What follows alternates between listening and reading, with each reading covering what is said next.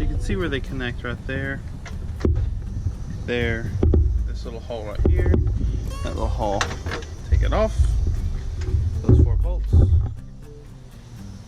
Here, here, there, there. Take it off. And a filter.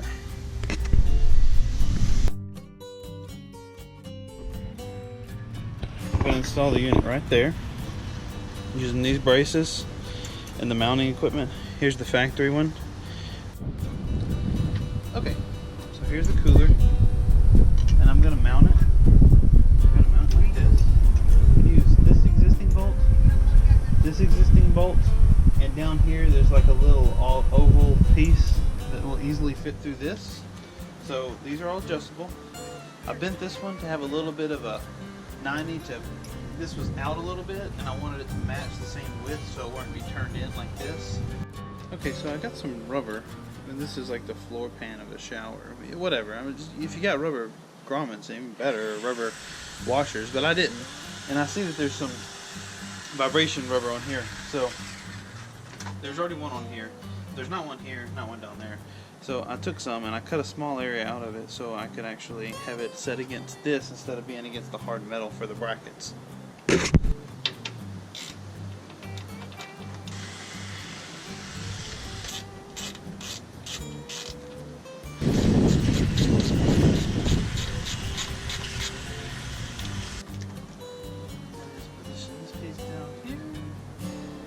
I didn't have to drill any holes to do this. I just used what was already there and modified this one little bracket right here.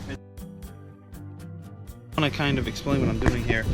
So I've got this line, which is going back from this line. I'm going to feed it into here. And then this line is going to go to a filter, which I've got a zip tie harness built, which see the flow. It's going to mount inside that harness. So it's going to go here to this, and from here back into the transmission.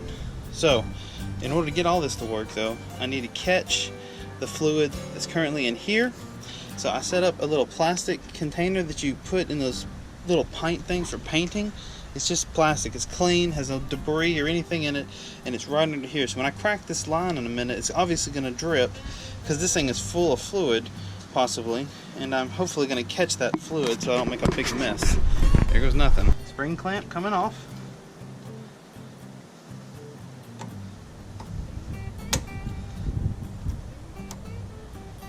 Okay, it's definitely off. Here we go.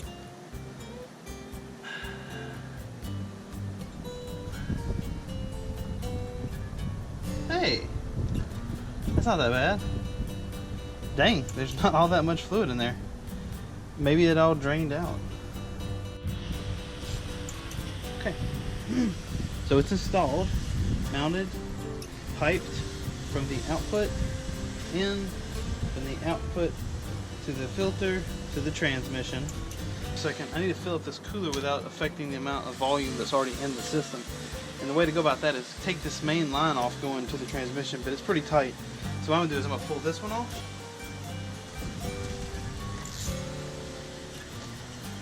Which is easy to get to. The reason I chose this is if I put this at the same height as this and break it, then when I start pumping fluid in here, when it barfs out here, I'll know that this thing is completely full. Here we go. I'm about to crank this sucker up. I've got everything tight, tightened, and fastened. So, boom, there, there. I'm using some zip ties here.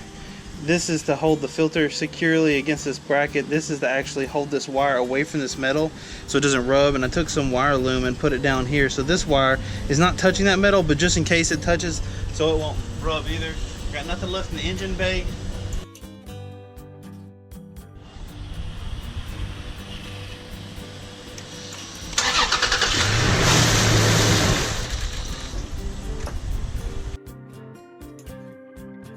Okay.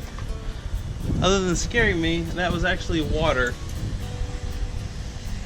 that I was spraying the radiator with earlier. Oh my God.